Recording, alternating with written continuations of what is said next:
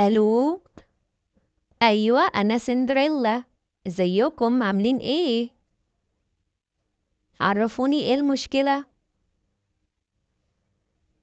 عندكم بنت بتاكل حلويات كتير جدا، ومن اول العيد عمالة تاكل كحك وبسكوت بكميات كبيرة. اسمها ايه البنت دي؟ هي مش عارفة ان الحلويات الكتيرة دي ممكن توجع بطنها، وكمان تأثر على اسنانها، تخلي اسنانها تسوس ونضطر نخلعها بعد كده. ايوه، وهتتعبها جدا لان وجع الاسنان صعب جدا.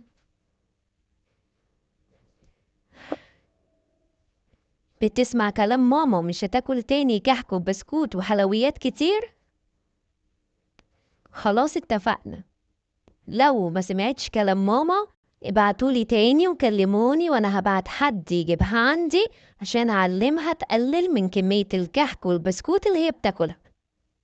اتفقنا، مع السلامة.